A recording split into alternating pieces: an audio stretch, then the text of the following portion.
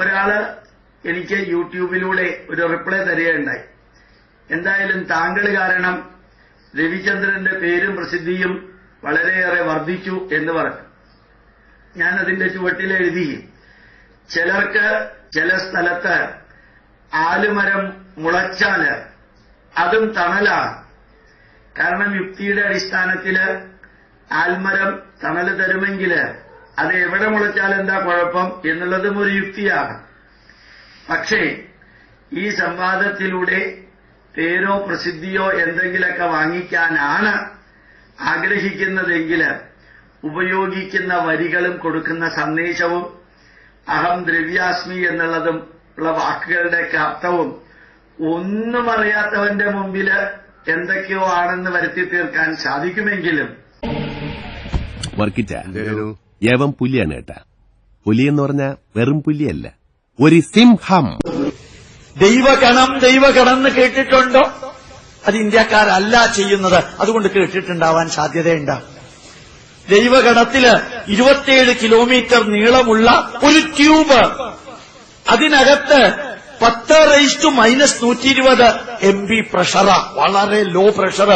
അതിലൊരു പ്രോട്ടോൺ ഇങ്ങനെ വരും, അപ്പുറത്തുനിന്നൊരു പ്രോട്ടോണും വരും, രണ്ടും കൂട്ടിയിടിക്കും. അതിനകത്ത് ലെപ്റ്റോണുകളും അതുപോലെയുള്ളതും ഹിഗ്സ് ബോസോണുകളും ചേർന്ന് ഈ പ്രത്യേക മണ്ഡലത്തിൽ എത്തുമ്പോ ഷേപ്പും സൈസും മാസും ഉണ്ടാവുന്നുണ്ടോ നോക്കാൻ. അതിനെക്കുറിച്ച് നിങ്ങൾ കൂടുതൽ മനസ്സിലാക്കിയിട്ടുണ്ടാവില്ല, മനസ്സിലാക്കണമെന്ന് നിർബന്ധമില്ല. ഒരു കാര്യം പറയാനാണ് ഞാൻ പറഞ്ഞത്. 27 കിലോമീറ്റർ നീളത്തിലുള്ള പരീക്ഷണ ട്യൂബ് ആരംഭിക്കുന്നത് സ്വിറ്റ്സർലൻഡില്, അവസാനിക്കുന്നത് ഡെൻമാർക്കിലാണെന്ന് തോന്നുന്നു.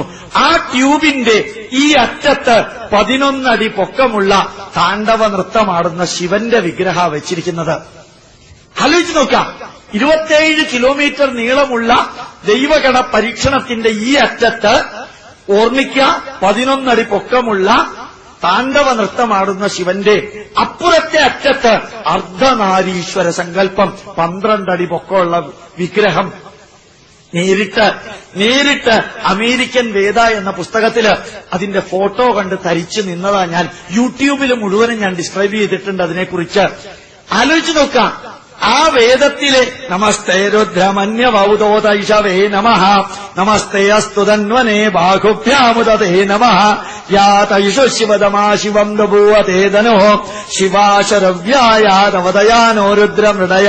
ശിവൻ രുദ്രൻ. യജുർവേദം. തിരുമേനിമാര് യജുർവേദത്തിൽ അർച്ചന നടത്തുന്നുണ്ടാവും. ഇതാണ് കുട്ടികൾ എവിടുന്ന് പോന്നെന്ന്. ഫോർ എക്സാമ്പിൾ, ശനി അഥവാ Saturn, the planet of mystery. അമേരിക്കക്കാരും റഷ്യക്കാരും തലകുത്തി നിന്നിട്ടും 13 ഉപഗ്രഹങ്ങളെ കണ്ടുപിടിക്കാൻ പറ്റുള്ളൂ. പക്ഷെ 14 ഞാൻ കണ്ടുപിടിച്ചു. അവിടെ കണികാപരീക്ഷണ രാജ് ഹാഡ്രോൺ കൊളാഡറിന്റെ ഒരറ്റത്ത് ഒരു നടരാജ വിഗ്രഹം വെച്ചിട്ടാണ്. അതാണ് അറിഞ്ഞാൽ മതി. മറ്റൊന്നും നിങ്ങൾ അറിയണ്ട. നിങ്ങൾ എന്ത് നടക്കുന്നു, പരീക്ഷണം നടക്കുന്നു, ഇതിനെ നിങ്ങളുടെ ലോകഭീഷണത്തെ എങ്ങനെ സ്വാധീനിക്കുന്നു, അതൊന്നും നിങ്ങൾ അറിയേണ്ട കാര്യമില്ല. അവിടെ ഒരു നടരാജ വിഗ്രഹം വെച്ചിട്ടുണ്ട്, അത് അറിഞ്ഞാൽ മതി. അപ്പൊ ഇതെന്താണ് വാസ്തവത്തിൽ സംഭവിച്ചവിടെ? നമ്മളിത് ഓരോന്ന് പറയുമ്പോൾ നമ്മൾ തപ്പാൻ പോണത്, ഇയാൾ പറയുന്നത് എത്രത്തോളം സത്യമുണ്ട്, എത്രത്തോളം നോണുണ്ട് എന്നുള്ളത്. അപ്പൊ ഇതില് 3 രാജ്യങ്ങൾ പങ്കെടുക്കുന്നുണ്ട്.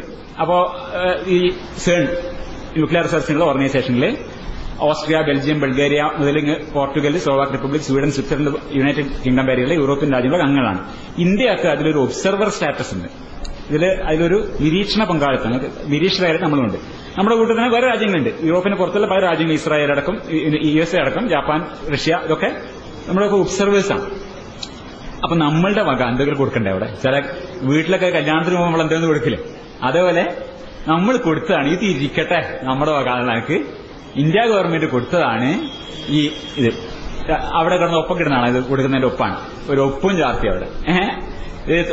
നമ്മുടെ 2004 Anil Kakodkar, chairman of Indian atomic energy commission, അവിടെ കൊണ്ടുപോയി സമർപ്പിച്ചതാണ് ഈ നടരാജ വിഗ്രഹം എന്ന് പറഞ്ഞ സാധനം സേണില്. ഇത് എവിടെയാണ്? സേണില് നമ്മുടെ സുഹൃത്ത് റിസർച്ച് ചെയ്യുന്നുണ്ട്, നമ്മുടെ രോഹിൻ മൂപ്പർ അവിടെ നിന്ന് അയച്ച ഫോട്ടോ ആണ്. ഇത് അവിടെ കിടക്കുന്നത് കാപ്പി ക്ലബിലാണ്. അവരവിടെ ആൾക്കാർ കാപ്പി പിടിക്കാതിരിക്കുന്ന സ്ഥലത്താണ് ഈ സാധനം ഉള്ളത്. നമ്മുടെ ചില കാപ്പി ഷാപ്പാട് ഹോട്ടലിലൊക്കെ ഇങ്ങനെ ചില ബൊമ്മകളൊക്കെ വെക്കില്ലേ, അതേപോലെ ഒരു ബൊമ്മയാണ് ഈ സാധനം. ഇദ്ദേഹം പറഞ്ഞത് ഇത് മുഴുവനും നേരിട്ട് ഫോട്ടോ കണ്ട് അദ്ദേഹം ആകെ വികാരപരിതനായി പോയി. ഈ സാധനം വെച്ചിട്ടാണ് ഇവർ ഇത് മൊത്തം ചെയ്യുന്നതെന്നാണ്. ഇത് വലിയ ക്യാമായിട്ട് അവതരിപ്പിക്കാം. ഇതാണ് എന്റെ യഥാർത്ഥ അവസ്ഥ. ഇതവിടെ കൊണ്ടേ കൊടുത്ത് എവിടെയെങ്കിലും വെക്കണ്ടേ? അപ്പൊ അത് കാപ്പി കുടിക്കുന്നിടത്ത് അവിടെ വെച്ചിരിക്കാം. ഇതായത് മേലെ ഉപഗ്രഹ ഫോട്ടോ ആണ്. ആൾക്കാരിന്ന് കാപ്പി കുടിക്കുന്ന കാണാം അവിടെ.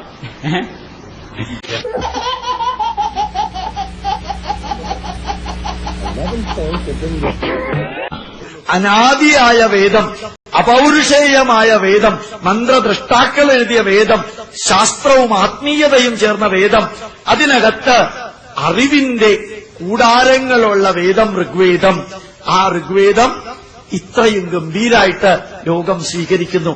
ഓർമ്മിക്കാം, ഋഗ്വേദത്തെ 4 വേദങ്ങളെയും കഴിഞ്ഞ വർഷമാണ് യുനെസ്കോ വേൾഡ് ഹെറിറ്റേജ് ആയിട്ട് അംഗീകരിച്ചത്. യുനെസ്കോയില് 2 ഹിന്ദുക്കളെ ഉദ്യോഗസ്ഥരായിട്ടുള്ളൂ ഞാൻ മനസ്സിലാക്കിയിടത്തോളം. ബാക്കി മുഴുവനും ക്രിസ്ത്യാനികളാ. മുസ്ലിങ്ങൾ അവിടെ ഇല്ല.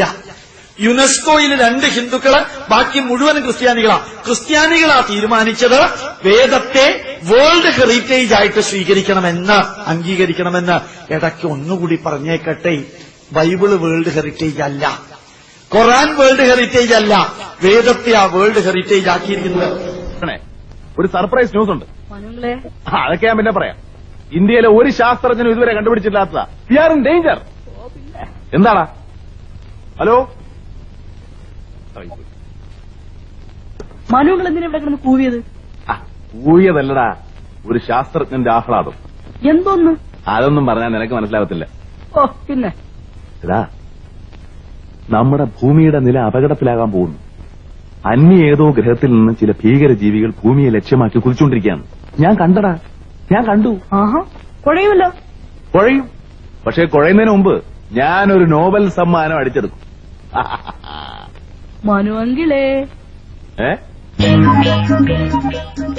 ഏലിയൻസ്, എക്സ്ട്രാ ടെറസ്ട്രിയൽ, ഈറ്റി, പാറ്റ് ഉദ്ദേശം. അപ്പൊ ഈ കേൾക്കുന്ന നമ്മുടെ ചെവികളിൽ ഇങ്ങനെ അടിച്ചു കയറ്റുന്ന ഇത്തരത്തിലുള്ള പ്രചരണങ്ങളുടെ യഥാർത്ഥ അവസ്ഥ എന്താണെന്ന് നോക്കാൻ നമുക്ക് ഓരോ ആൾക്കും നേരം ഉണ്ടാവില്ല. അപ്പൊ ഞാൻ കുറച്ച് സമയം എടുത്ത് ഇയാൾ പറയുന്ന ഓരോന്നിന്റെ പിന്നാലെ ചെല്ലാണ്. ഈ പറഞ്ഞത് ശരിയാണോ? ഇയാൾ പറയുന്നത് എന്താണ് ഈ വേൾഡ് ഹെറിറ്റേജ്? യുനെസ്കോന്റെ സൈറ്റിൽ പോയി നമുക്ക് കാണാം, മെമ്മറി ഓഫ് ദ വേൾഡ് എന്നൊരു പ്രൊജക്ട് ഉണ്ട്. അത് ലോകത്തിലുള്ള വിവിധമായ ലോകത്തിന്റെ ഓർമ്മ എന്ന നിലയിൽ ഇങ്ങനെ അവര് വിലയിരുത്തിയിട്ടുണ്ട്. ആ രീതി ലിസ്റ്റപ്പെടുത്തിയിട്ടുണ്ട്, മെമ്മറി ഓഫ് ദ വേൾഡ്. അതിലൊന്നാണ് ഋഗ്വേദം, സംശയമൊന്നുമില്ല. ഗുട്ടൻബർഗ് ബൈബിൾ, അതും ഒരു മെമ്മറി ഓഫ് ദ വേൾഡ് ആണ്. ഇതേപോലെ തന്നെ നമ്മൾ ആ ലിസ്റ്റ് എടുത്ത് നോക്കിക്കഴിഞ്ഞാൽ ഋഗ്വേദം ഉള്ളതുപോലെ തന്നെ എത്രയോ ലിസ്റ്റുകളുണ്ട്. അതിൽ ഞാൻ 2 എടുത്താണ്, ഇല്ലാന്ന് പറഞ്ഞുകൊണ്ട്. അതിൽ ഖുർആൻ മാനുസ്ക്രിപ്റ്റുകളും മെമ്മറി ഓഫ് ദ വേൾഡ് ആണ്. ആദ്യത്തെ ബൈബിളും ഗുട്ടൻബർഗ് ബൈബിളും ഒരു മാനുസ്ക്രിപ്റ്റാണ്. കമ്മ്യൂണിസ്റ്റ് മാനിഫെസ്റ്റോവും മെമ്മറി ഓഫ് ദ വേൾഡിലാണ്. മാർക്സിന്റെ കോപ്പി, ഡോക്യുമെന്ററി ഹെറിറ്റേജ്, കാർൽ മാർക്സിന്റെ പേഴ്സണൽ അനോട്ടേറ്റഡ് കോപ്പി, അതും വേൾഡ് ഹെറിറ്റേജ് ജർമ്മനി കൊടുത്താണ്. ഒരു രാജ്യത്തിന് കൊടുത്തുള്ള സാധനങ്ങൾ. ഇതൊക്കെയാണ് പ്രചരണങ്ങളുടെ രീതി. ഇതേപോലെ തന്നെ കംബോഡിയയിൽ നടന്ന പോൾപോട്ടിന്റെ, കംബോഡിയൻ മാവോയിസ്റ്റ് നേതാവായിരുന്ന പോൾപോട്ട് നടത്തിയ കൊടുംക്രൂരതകളുടെ ഡോക്യുമെന്ററി ഹെറിറ്റേജ്, അതും ലോകത്തിന്റെ ഓർമ്മയായി കംബോഡിയ സമർപ്പിച്ചത് ഈ ലിസ്റ്റിലുണ്ട്. ഈ വേൾഡ് ഹെറിറ്റേജ് എന്ന് പറഞ്ഞാൽ അംഗീകരിക്കുന്നതിന്റെ അർത്ഥം ഇത് എല്ലാ ശാസ്ത്രങ്ങളും അടങ്ങിയിരിക്കുന്നു, ഇത് എല്ലാ കാലത്തേക്കുമുള്ള എന്താണ് പറയുക ആബ്സല്യൂട്ട് നോളജ് ആണെന്നോ അങ്ങനെയൊന്നുമില്ല. അതിൽ എല്ലാം ഉണ്ട്. ഇതൊക്കെയും വേൾഡ് ഹെറിറ്റേജ് തന്നെയാണ്. നമ്മുടെ പാരമ്പര്യങ്ങളാണ് ഇതൊക്കെ.